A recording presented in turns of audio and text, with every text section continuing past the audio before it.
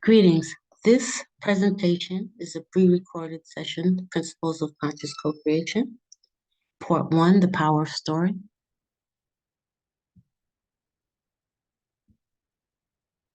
Presentation overview. We're going to be talking about conscious co-creation and why it's important. And then I'm doing something new by sharing 2 stories that put it into the context of Black sustainability. I'll be sharing Camille Seaman's story and also my story and showing some correlations between the two as it relates to conscious co-creation.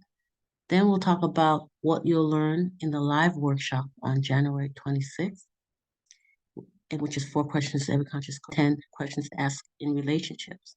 All of this is important because as you become a better conscious co-creator, relationships and guiding principles are important to know. Then we'll end with the pre-workshop homework and protocols for January 26th. Okay, let's get started. So what is conscious co-creation and why is it important? Co-creation is what we're always doing, but what if we could do it more consciously? The conscious co-creation challenge. For better or worse, you are constantly co-creating your life, circumstances with the creator of all that is, with your every thought, word, and action. Yet what if you could do that? You could do it more consciously. Wouldn't it be the game changer if you knew when you're thirsty, how to tap into creator source to co-create the mental, emotional, and financial breakthroughs you know you deserve? Historically, racism and sexism have been the greatest obstacles for Black people taking agency over their lives to become better conscious co-creators. My goal is to bring clarity as to why we choose lack in any area of our life, to become aware of areas where we are giving our power away and release these patterns more quickly. Who I am and my mission. My name is DeBorah Bellony, founder of Who I Am Communications. As an author and astrologer, my mission is to motivate myself and teach magnetic, melanin-aware light beacons how to understand our life path and cycles to make better choices and inspire them to remove race, gender, and generational blockages, become better conscious co-creators of the life they serve. My greatest wounds involving racism, sexism, and ageism have over time and with much inner resilience transformed into my greatest gifts, allowing me to delve deep into the unknown to find the truth behind the veil of illusions. The fruits of my Shiro's journey are distilled into my signature workshop, Conscious Co-Creation, Practical Tools and Principles to Co-Create the Life you deserve. So basically, in that workshop structure, you have a free event, which would be this event, for questions every conscious co-creator must ask. And that's usually given like on a Friday. And then on Saturday and Sunday, we go into the first segment is understanding your life path and cycles, an introduction to the destiny cards and identifying your top passions. And in the second session, we do group practices for clearing blockages and putting it all together in a 49-day challenge that I usually do. And those techniques are addressing the subconscious level of a person. So the last part,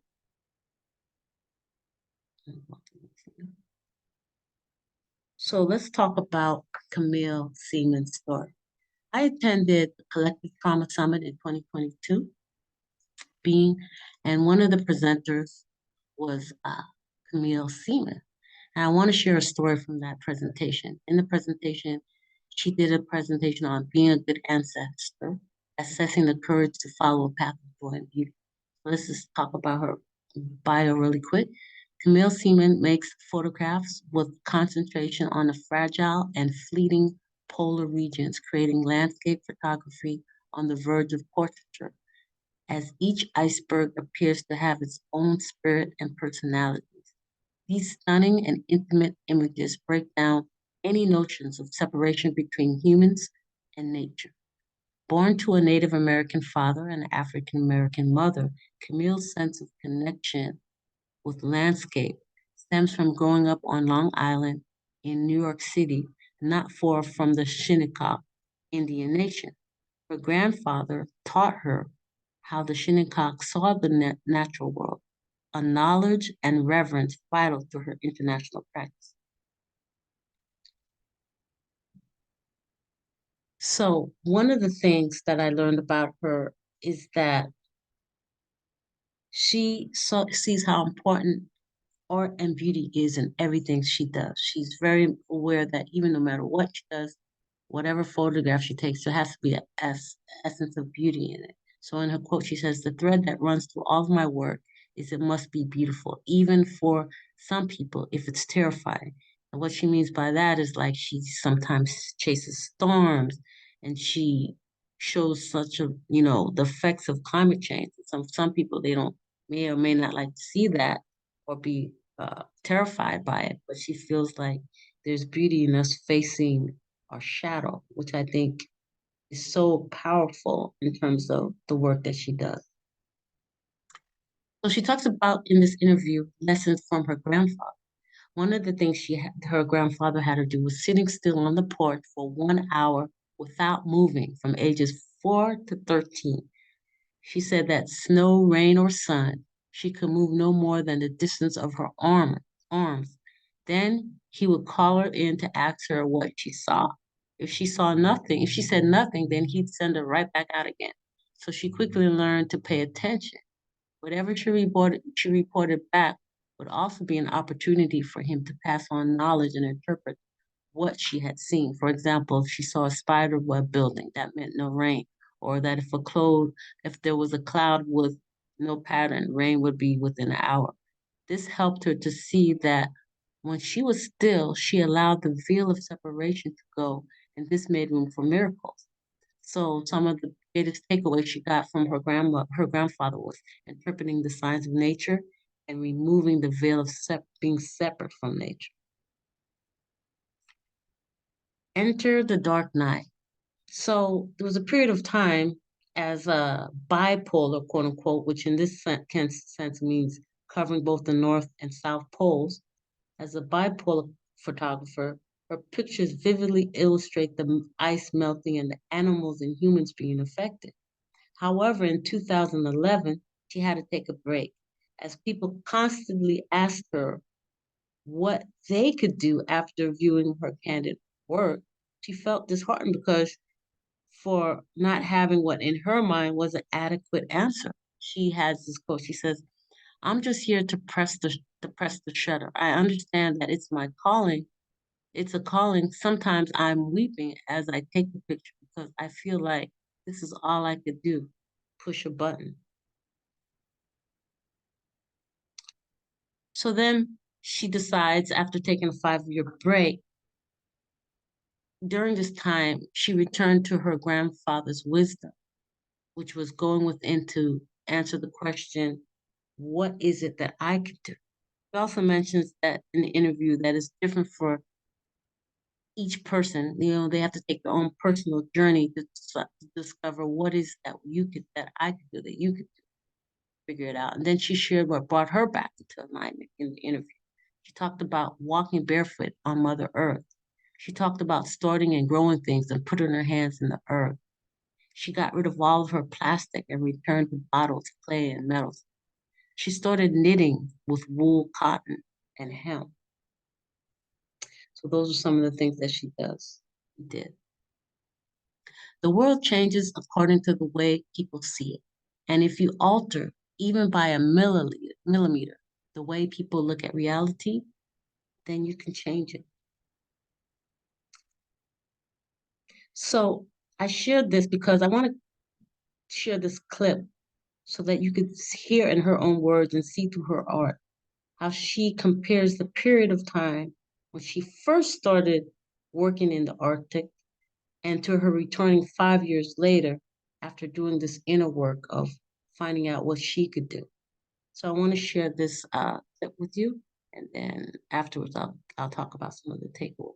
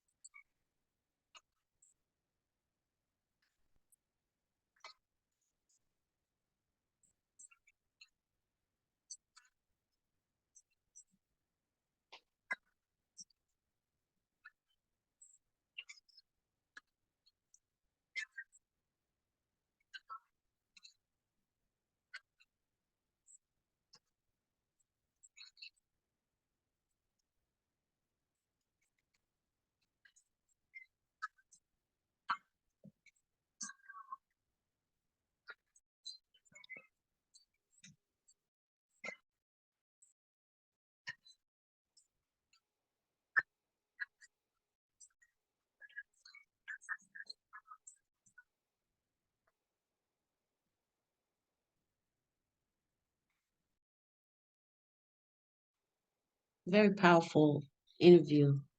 I just want to share some takeaways and analogies from Camilla's story.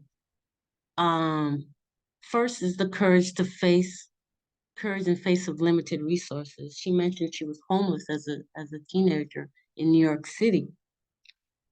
And I can relate to that kind of challenge when what I've been calling since maybe around 2012 or so, living what I call the Buckminster Fuller's life. I don't know if people are familiar with Buckminster Fuller, but he did great things. A lot of people know of him, but they don't know that it was a period in his life where he just totally surrendered his will to, if it's meant to be, the money will show up when it needs to come. And it takes a lot of courage to live that kind of way. And I remember thinking when I left graduate school, I could never do that because I had another friend that was living that way, just trusting the universe. I'm like, I need to know where my money's coming from. But part of the journey that I've been on, that I'll share more when I get into my story, has been just that, living the Buckminster Fuller's life, not knowing where the finances will come, but knowing that will come, having the courage to know that I will be given the way. So that was one of the takeaways I got from that. The other was the shifting perspectives at the polls. She talked about how her photography, she was like, were these colors always there or had I changed? And I totally can relate to that when it came to attending my first in-person Black Sustainability Summit in Atlanta, because it's interesting. There was a few things. Well, one thing that happened that started the chain of events was my mother passing in 2013.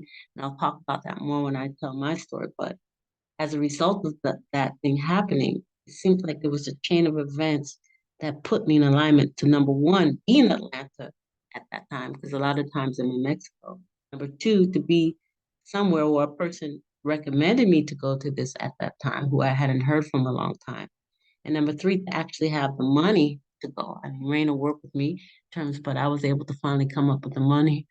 I remember having to take 3 or 4 buses at the time to get there because I had no car and my brother was at work. I was staying at my brother's house. I had to take all these buses and walk all this distance because the bus didn't go all the way to get to the beginning table where the registration was. I remember how impressed I was by the younger generation and the organizing the summit and the people and the presenters and the participants.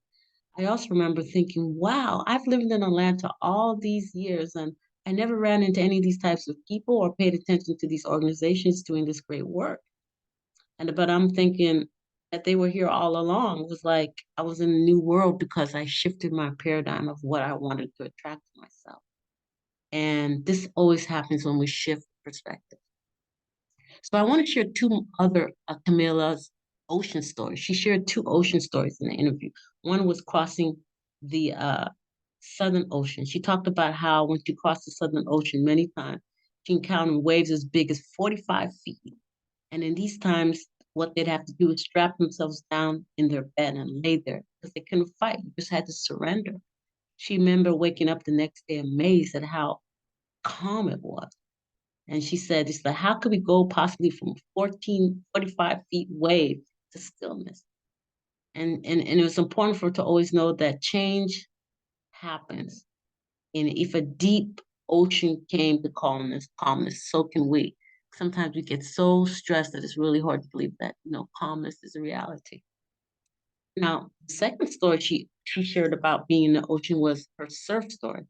She talks about the first time she remembered surfing. She was 23. She was living in California, and she had a friend that was a professional surfer come to visit her. So she had just got laid off her job, so she was able to go to accompany him at the beach. So one day she said, "I'll try it." So he gave her some instructions. He said, "Never turn your back on the ocean, and always come up from the water with your hands over your head so the board doesn't hit you." And he said, if you're ever caught in the waves, getting tumbled around, just relax. I said, well, that seems kind of intuitive because it seems like you want to fight to get yourself up here, but that just makes it worse. So they get out there, she says, and they're on the board and the waves come in. She's there, she's taking in all this information. Then she thinks, I'm scared. So she goes up to him. She says, I'm scared. And what he does is he looks her. She said, you'll never forget this, what he said to her. It was the motivation that made her later on become actually a professional surfer and go around the world. But at that point, she said, he looked her dead in the eye, and then he turned away and went away. She was like, "What is he doing?" It's like, "Oh, I'm scared." And he just left me out here. So when finally she goes back up to him and she says, "Why did you leave me out here?" He said, what he said is his friend looked at him and said, how do you say it? No one can teach you how to manage your fear but you. She always remembered that. She was like, what can he say? Only you can manage your fear. And she remembered that from that time for a whole year, she'd go out on that board and she acknowledged the fear, because it's one thing you just want to, sometimes you want to run from. She said, you have to acknowledge the fear, say, yes, I'm scared, but why? And a lot of times the reason why we're scared is because we're thinking of all the things that might happen, could happen, rather than just being in the moment. And it's so interesting because it's kind of apropos to what I was going through before this presentation. A great transition into my story, because I was going through a lot of self-sabotage by getting together. It was a big fear I had around being out there and presenting myself with this work. And I saw these self-sabotaging patterns happen.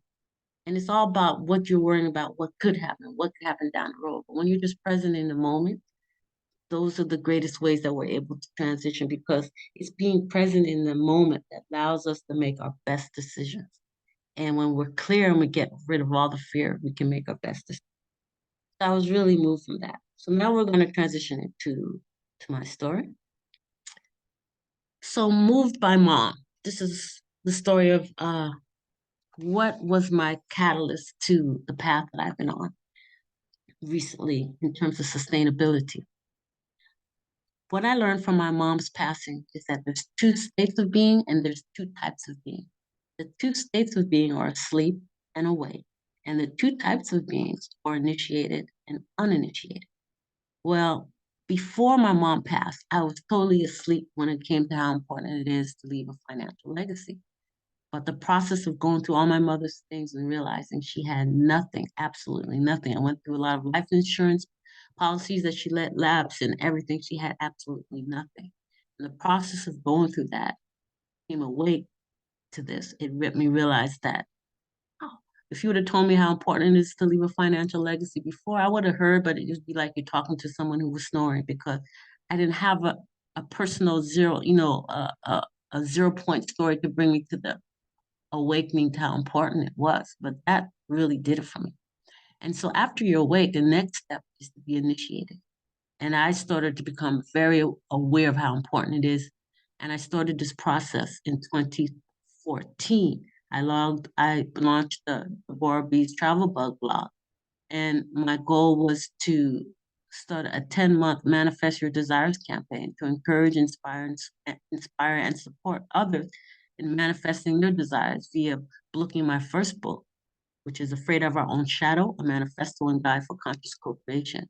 So I would put chapters on the book to kind of motivate people. And I also started what I call the Pushing Daisies Drive, driven by Miss Daisy's daughter in 2014. And that is an ongoing long-term vision to build an eco-friendly home and health education center in Antigua, West Indies, in honor of my mother's legacy of service. So this is the thing that started me with a whole other chain of reactions. Three other chains of reactions happened from me putting there and wanting to become initiated into this goal and this vision of mine. One is that I found out about Will Allen, listening to Oprah Sunday's program on Oprah. He was on Oprah. And I was like, I need to go there. I need to learn more about. So I ended up um, doing a 3-month internship with Will Allen at Growing Power in 2016. And that led to another chain of reactions with me, like I talked about earlier, attending Black Sustainability Summit in 2018. And from attending the online summits, I found out about uh, Echo Womanist Institute's Emerging Leadership and Mentorship Program. So I want to share with you some of the lessons I've learned from those different things. So first, share what I learned from Will Allen and Karen Parker as an intern. First lesson I learned was never give up, keep going. I mean, they were going for over 20 years. When he first came to Milwaukee, he was treated bad as a Black man, but when he ended, he had the key to Milwaukee. He had won the MacArthur's Genius Award and Fellowship because he was so dedicated. I remember being there and thinking, this place is so dysfunctional in terms of organization and things, but they kept going 20 years. They did what other organizations couldn't do because they just never gave up. But it was stressful, but it kept going, you know. So I was always impressed by the power in not stopping and keep on going. I learned a powerful lesson in that. Number two, I learned that if you have loved something in nature enough, it will eventually talk to you and teach you. And this lesson would come in more handy when I talk about later my reluctant astrologer's journey to revealing the Magi mysteries. Because when I first started this journey, I knew nothing. But the more I got in tune, the more I started to get what I needed to learn in order to fulfill that mission. Number two is the lessons I learned from Black Sustainability Network. Number one is start where you are, use what you have, do what you can. Quote by Arthur Ashe. The reason why I say that is because when I first started in the organization, I felt like imposter syndrome because I knew not much about sustainability. I was more so into writing and other things, and I felt totally inadequate in terms of my knowledge. But I did have a lot of resources. I did have connections. I did know things about nonprofits. I just volunteered and shared whatever I can, however I can, because I really believed in the mission and the work that Black Sustainability Network was doing. So I just started where I could, getting where I fit in. And so that was one of the lessons I learned. Number two is success is where preparation and opportunity meet. So as a result of going to some of the summits, I met all these different organizations and learned different things. And that is how I found out about Echo Womanist Institute. One of the panels on one of the summits was Valerie Rawls and Cicely Garnett. And I was really impressed by their passion and what they did. And they had started a new program called Emerging Leaders and Mentorship Program. And the creator of it got support, which was Cicely Garrett, who was a fellow. And she decided to this program. They got support, and I applied. And voila, I was part of the cohort of 2021, the first cohorts. This is the group. Raina was one, I was one, and it was an amazing experience. The lessons I learned from my experience in the ELM program as a cohort was caring for myself is not self-indulgence. It is self-preservation, and it is an act of political warfare, quote by Audre Lorde. And the reason why this is so powerful is because when we first started as a cohort, we got like this care package, like a journal and some tea that one of the cohorts had made. And we got to see this quote. And this quote is so powerful because it helped me to understand that my acts of taking time away from I was in graduate school and coming to Mexico and taking care of myself was really an act of self-preservation so that I could be in alignment with what my next step is. A lot of times we just go through the, rigmarole, but I didn't realize what I was doing, taking care of myself and my own mental health by getting out of the rat race and clearing my past karma was the greatest act of political warfare. I also learned how important it is to have sisterhood and the support they gave me financially, the knowledge, the wisdom that I learned from the events, and also it also reinstilled the importance of my hope and understanding that there are amazing Black-owned nonprofits serving and taking care of their own. I already knew this because I worked at Georgia Black United Fund when I was in Atlanta, but not from an eco-environment perspective was the approach that EWI was taking. So I really enjoyed and learned a lot from my experience in the ELM program. God plays chess while we play checkers, author unknown. So the reason why I share this is I bet if someone would have told Camille Seaman that she would, when she was a homeless teenager, that she would eventually become a world-renowned bipolar photographer, she would have never believed it. Well, similarly, if you would have told me back in 1999 when I first got the inspiration to write a memoir, or in 2006 when my Magi journey began, which I'll talk about later, I would have never believed it. But this is the key, because part of becoming a better conscious co-creator is being in alignment with what we are star seeded to do in this world. And this is not an easy task, because a lot of times we come here, like, we think we know what we're supposed to do, but God has a bigger picture in mind. Our guides have a bigger picture in mind. And a lot of times our picture is not in alignment with that, So it takes some beating about sometimes for us to get in alignment. For example, I went to on a basketball scholarship to North Carolina Central in Durham, and at the time I wanted to play in the WNBA. That didn't come about because it wasn't my time, it wasn't my path at the time. Also, I went to NYU because I wanted to start a book publishing company. That was a big goal of mine. I was going to go to NYU. I did finish that program. I was going to start my own publishing company. And again, that wasn't what I was supposed to do. I went to graduate school at Georgia State University thinking I'm going to help with the grassroots nonprofits and build that. And all these things were just stopping posts to the real work that I'm now, 24 years later, know that I'm star-seeded to do. And that's the thing about life. Sometimes we don't get that until later on. So I have a picture here of coming full circle, bringing closure to a 24-year dream in 6 months. And basically, this is a blog dedicated to documenting the creative process of writing what I call the reluctant astrologer's journey to revealing the Magi Mysteries trilogy. I'm now in the last leg of completing the third book, It's All God, A Conscious Co-Creator's Guide to Healing the Effects of White Supremacy, which I'll share more later. So the seed for this reluctant astrologer's journey was initially planted on January 2nd, 1999.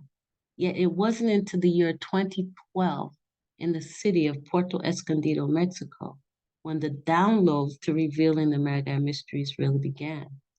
In this infographic that I have here, it chronicles the pathway across 6 cities to finally end up in Puerto Escondido as the quote unquote purposeful pawn in God's chessboard. There was so much I didn't know in 1999. Little did I know that the journey would include moving from Atlanta to Arizona to California to Pennsylvania to St. Croix, and then finally to Mexico. And little did I know how it would involve decoding ancient occult knowledge and calendars. Little did I know that the key to meeting the inner me was to be transformed into love for the quote unquote enemy. And little did I know that self love is the hardest yet the only pathway leading to the gates of heaven. A Reluctant Astrologer's Journey to Revealing the Magi Mysteries. This is the 3-book series that started back in 2012, 2013. The first book was Afraid of Our Own Shadow, which was it really goes over the 7 steps to becoming a better conscious co-creator. And the second book was motivated after my mother passed. It's called Prayers of a Virgin, 52 Weeks of Poetic Inspiration and Personal Planetary Guidance with the Destiny. So basically, it's a motivational book that's specific to a person's year that comes with the reports, with the Destiny Card report. But basically, it's a way for people to understand how the Magi system works and for them to fill in and get inspiration each day. It also talks about conscious co-creation because part of my book, all of my work deals with the ability to consciously co-create the life that we want. So part of that is instilled in the book. And then the third book that I mentioned is It's All God, A Conscious Co-Creator's Guide to Healing the Effects of White Supremacy. That's been my toughest book because part of it is going to be part memoir and part focusing on astrological concepts. So I realized in the process of doing this journey that my real focal point in terms of my audience will be astrologers. But I'm going to present it in a way that's telling a story because the way most of us learn is through story. So as I mentioned, my mission is to motivate myself and other magnetic, melanin-aware light beacons to become better conscious co-creators of the life they deserve while removing race, gender, and generational blockages on the pathway to planetary oneness. Well, my bigger vision for the work that I'm doing in terms of with the astrological research that I've been downloading is to set up a training school that teaches the Magi chord science, however, in a way that addresses issues around race, gender, and generational blockages. Also, to bring about an astrological paradigm shift that connects modern, ancient, tropical, sidereal, draconic, heliocentric astrology, as well as tarot and other ancient Olmec Mayan astrological calendars into a unified approach based on the things that I'm receiving. And this is hard because I'm not mathematically inclined. So the 9 years of processing this information has been a major challenge, but very rewarding when I see the bend from where I started to where I'm at now. I'm like, wow, I would have never thought my guys would have been able to make this kind of crazy stuff more clear for me to understand. But that has been part of the journey. And last is the Research Institute. And to be part of a movement, because it's going to take a lot of people with different experiences to be part of a movement that unites astrology with science to become a more credible field in the eyes of the world based on continuity. That's the bigger vision that I have. So my Magi journey begins in Mexico. This was my first time at the Pyramid of the Sun and Moon in 2006. Yeah. 2006 was a mystical year because in June is when the North Node went over Pluto in my natal chart. And where and what was I doing in June? As God was playing chess with me. In June, I was in Palenque, Mexico, I met up with the Trail of Dreams World Peace Walk with Audrey Scott Williams. She was doing a walk around the world, and I met up with her. She was taking her grandmother with her, and totally following her guides. I met with them there, and it was on June the 21st, 2006, that I was at the temple of the Red Queen, which was not too long ago excavated so people could go in. And to me, that's when the true beginning of the Magi journey began. Because I was just called to go into that pyramid where I wasn't even supposed to go. And I wrote in my journal, I remember people thinking, what is she doing in there? I just felt called to go into one of those pyramids and just start writing. And it was on the summer solstice of 2006. So that was what, and also during 2006, on that same trip, after I traveled solo to meet with another group to attend the Flower of Life uh, workshop in another part of Mexico. So between the time of 2006 and 2007, I was attending a lot of different courses. I went to Nova Scotia to learn with this sister here who did the first level.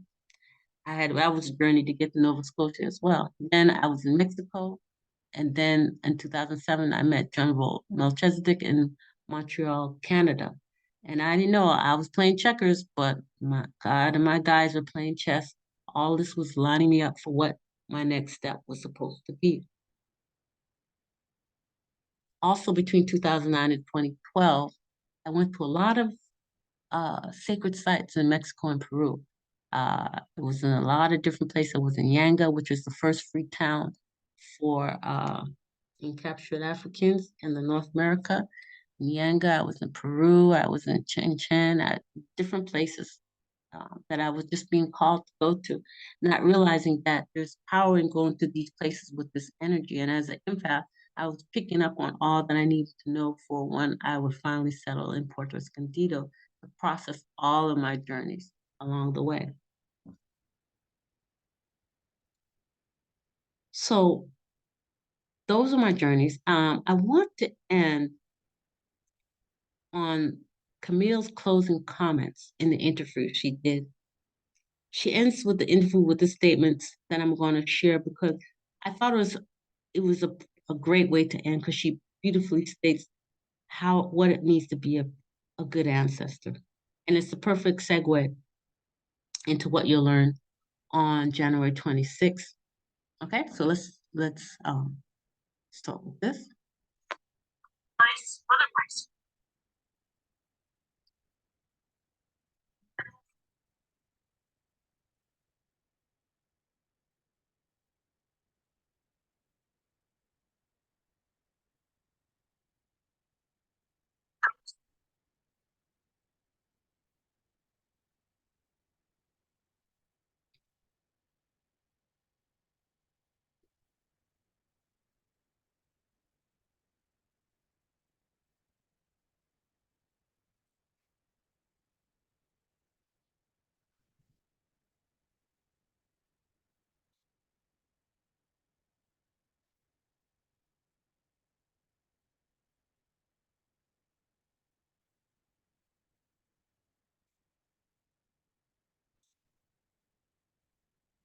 Very, very powerful. I love that.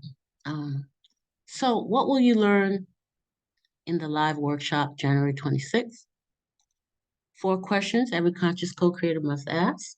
You'll learn that. We'll get into that. Also, seven universal principles of conscious co-creation. You won't get into the 7 steps of conscious co-creation that I go into in my book, Afraid of Our Own Shadow. That was more so in the longer workshop. But you'll get the 7 universal principles, which is very important. And you also get 10 questions to ask in relationships. Protocols and pre-workshop homework. Tell me and I forget. Teach me and I remember. Involve me and I learn. So one of the ways that I teach is through an interactive learning approach that I learned from one of my teachers, Dr. Master Wright, who's an acupuncturist that I studied with in Arizona. He said, I lie to keep you honest. And what he means by that, I'll get more into at the workshop. But I know the first time I did this workshop on Zoom, it's a totally different experience from being in person. You know, there's something about the interaction between people, call and response that we're used to. But I'm going to do my best to use this technique to make active learning active and not passive, like we just taking in information. And you'll see how that works in the workshop. So just prepare for that. Also, the workshop handout, I'll be giving to you on the day of the workshop. I'll put it in the chat so you can download it. But if you happen not to be around a place where you can download it, whatnot, I will keep it up on screen so that we could use it as a guide throughout the workshop. It's a PDF file, but I noticed that if you try to type it in, I had it where you could type it in. It works, but it doesn't stay on there. So maybe you could print it out or something and have it in hand if you wanted to do that. And pre-workshop homework. The homework that I would like for you to do is to check out Camille Seaman's resources, her website, so you can see some of her stunning photography, her portfolio online. Also, the CBS News cover story that's done on her, if you're not familiar with her, and her TED Talk. Now, I haven't listed it here, but I'm also you should also be getting uh, uh, a Word document with these links on it as well. Okay.